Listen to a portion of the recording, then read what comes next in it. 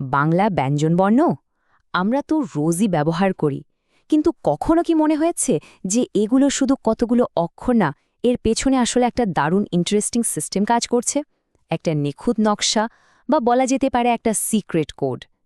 আজকের এই আলোচনায় আমরা ঠিক সেই কোডটাই ভাঙার চেষ্টা করব। দেখব কিভাবে এই ধ্বনিগুলো তৈরি হয় আর কিভাবে তারা একসাথে মিলে আমাদের ভাষাকে এত সুন্দর করে তুলেছে। চলুন শুরু করা যাক। তো আমাদের এই জার্নিতে আমরা কি দেখব? প্রথমে আমাদের মুখের ভেতরে একটা ছোট্ট ট্যুর দেব। এরপর দেখব শ্বাসবায়ু আর স্বরতন্ত্রের খেলাটা কি। তারপর আসব আসল জায়গায়, ২৫টা ধ্বনির দারুণ এক ছকে। ছকের বাইরের ধ্বনিগুলোও চিনে নেব আর তাদের কিছু বিশেষ সহযোগীর কথাও জানব। আর সব শেষে ব্যঞ্জনধ্বনির পুরো রহস্যটা একবারে সমাধান করে ফেলব। আচ্ছা, কখনো কি মনে হয়েছে আমরা যখন কথা বলি আমাদের মুখটা কিভাবে সঙ্গে সঙ্গে বুঝে ফেলে যে এখন ক বলতে হবে নাকি গ? দুটো তো প্রায় একই রকম শুনতে, তাই না? কিন্তু এই সামান্য পার্থক্যের পেছনে কোনো জাদু নেই, আছে একটা দারুণ লজিক্যাল সিস্টেম, একটা কোড। আর আজ আমরা ঠিক সেই কোডটাই ভাঙতে চলেছি। তো এই যে ধ্বনির কোড, এর চাবিকাঠিটা কিন্তু আমাদের মুখের ভেতরেই লুকিয়ে আছে। তাই কোড ভাঙার প্রথম ধাপ হল আমাদের মুখের ভেতরের ম্যাপটা একটু চিনে নেওয়া, মানে ঠিক কোথায় এই সাউন্ডগুলো তৈরি হচ্ছে।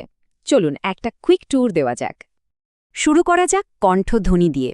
নাম শুনেই বোঝা যাচ্ছে এর সম্পর্ক কণ্ঠ বা গলার সাথে। ক, খ, গ, ঘ এগুলো বলার চেষ্টা করুন তো। খেয়াল করলে বোঝা যাবে শব্দটা ঠিক জিহ্বার গোড়া থেকে একদম গলার কাছাকাছি নরম তালুতে লেগে তৈরি হচ্ছে। অনুভব করা যাচ্ছে ব্যাপারটা? এই যে পেছনের অ্যাকশনটা, এটাই হলো কণ্ঠধ্বনি। কণ্ঠ থেকে একটু সামনে এগোই। এবার আসছে তালব্য, মানে আমাদের মুখের যে শক্ত ছাদটা বা তালু। চ বা জ বলে দেখুন। জিভার মাঝখানটা খেয়াল করুন, ঠিক মাঝখানটা কিন্তু ওপরে উঠে তালুটাকে ছুঁয়ে দিচ্ছে।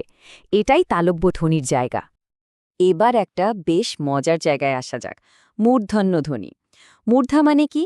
দাঁতের পাটি ঠিক পেছনের যে উঁচু আর একটু খসখসে জায়গাটা আছে, সেটাই। ট, ঠ, ড এগুলো বলার সময় দেখুন তো জিহ্বার ডগাটা কেমন একটু উল্টে গিয়ে ওই জায়গায় টোকা মারছে। এটা কিন্তু আমাদের এই দিকের ভাষাগুলোর একটা খুব বড় বৈশিষ্ট্য। মূর্ধা থেকে আরেকটু সামনে আসলে কি পড়ে? দাঁত। একদম ঠিক। তাই পরেরটা হলো দন্তধ্বনি, নামেই পরিচয়। ত, থ, দ বলার সময় জিহ্বার ডগাটা সোজা গিয়ে ওপরের পাটির দাঁতের গোড়ায় লাগছে। এটা বোঝা বেশ সহজ, তাই না? আর আমাদের মুখে ট্যুরের শেষ স্টপ হল ঠোঁট, ওষ্ঠধ্বনি। প, ফ, ব, ভ এগুলো বলার সময় তো স্পষ্টই দেখা যাচ্ছে যে দুটো ঠোঁট একসাথে কাজ করছে। তো এই হলো আমাদের মুখের ভেতরের 5টা মূল জায়গা যেখান থেকে ব্যঞ্জনধ্বনি তৈরি হয়। আমরা তো কোথায় বা জায়গাটা চিনে নিলাম, কিন্তু শুধু জায়গা চিনলেই তো হবে না, ওই জায়গায় ঠিক কীভাবে শব্দটা তৈরি হচ্ছে সেটাও তো জানতে হবে। তো চলুন এবার দ্বিতীয় ধাপে যাই।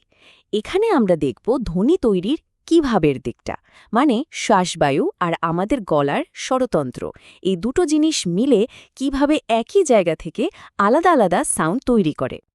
ব্যাপারটা খুব সোজা, অল্পপ্রাণ আর মহাপ্রাণ। নামের মধ্যে কিন্তু এর মানে লুকিয়ে আছে। অল্পপ্রাণ মানে যেখানে অল্প বাতাস বা প্রাণবায়ু লাগে, আর মহাপ্রাণ মানে যেখানে অনেক বেশি বাতাস লাগে। একটা ছোট্ট পরীক্ষা করা যাক। হাতের তালুটা মুখের সামনে রেখে বলুন ক, এবার বলুন খ। খ বলার সময় একটা বেশ জোরে সোরে বাতাসের ধাক্কা লাগলো না হাতে? ওটাই হলো মহাপ্রাণ। ক, গ হলো অল্পপ্রাণ, আর খ, ঘ হলো মহাপ্রাণ। সিম্পল। আরেকটা দারুণ পার্থক্য হলো অঘোষ আর ঘোষ ধ্বনির মধ্যে। এর ব্যাপারটা লুকিয়ে আছে আমাদের গলার স্বরতন্ত্রে। আচ্ছা, গলার ওপর আলতো করে আঙুল রেখে যদি ক বলা হয়, কোনো ভাইব্রেশন বা কম্পন টের পাওয়া যায়? যায় না। কিন্তু এবার যদি গ বলা হয়, একটা হালকা বাজ বা কম্পনি টের পাওয়া যাচ্ছে, তাই না? এই যে কম্পন হচ্ছে না, সেটা হলো অঘোষ, আর যেখানে কম্পন হচ্ছে সেটা হলো ঘোষ ধ্বনি। ক, খ হলো অঘোষ, আর গ, ঘ হলো ঘোষ। তো এতক্ষণ আমরা দুটো জিনিস শিখলাম।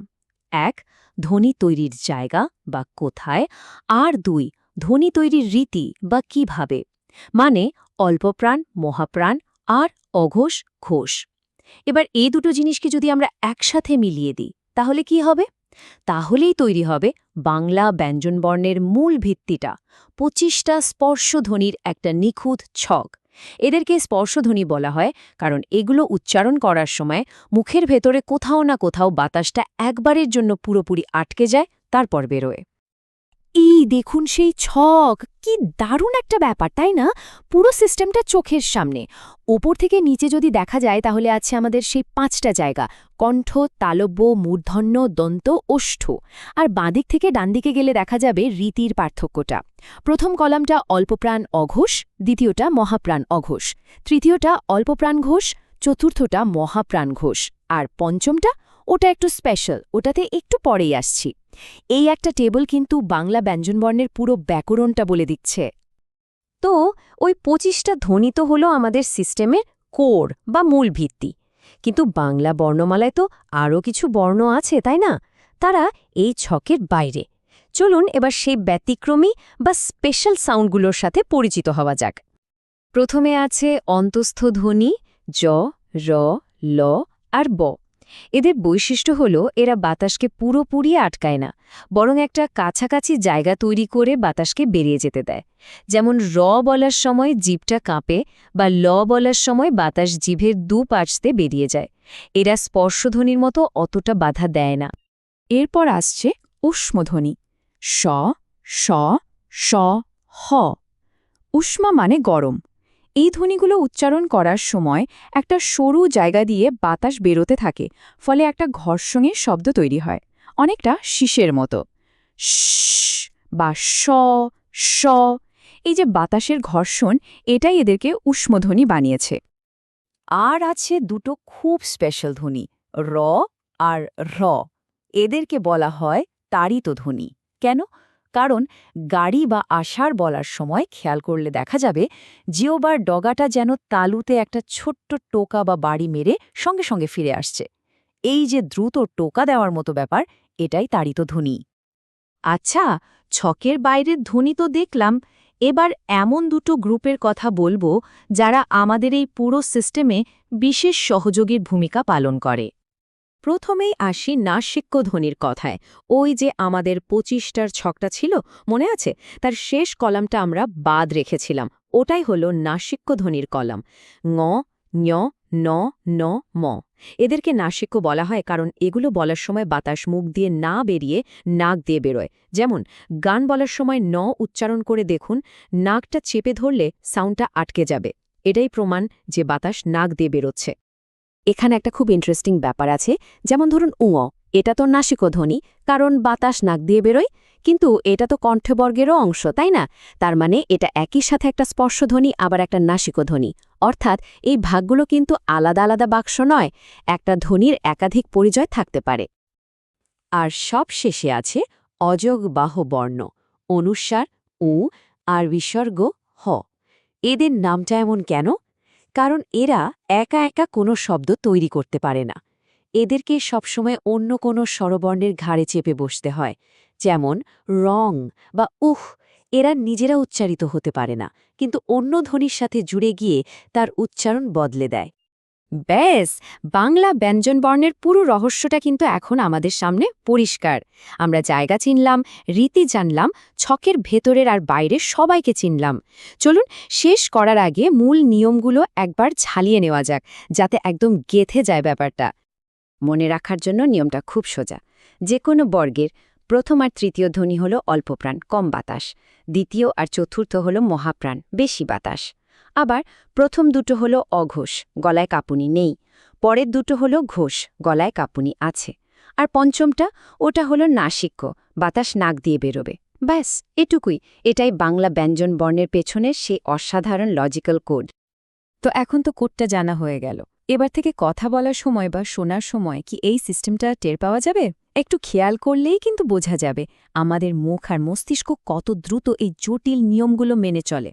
ভাষা যে শুধু ভাব বিনিময়ের মাধ্যম নয়, এর পেছনে যে কি অসাধারণ একটা বিজ্ঞান লুকিয়ে আছে, আশা করি আজকের আলোচনা থেকে তার একটা ঝলক পাওয়া গেল।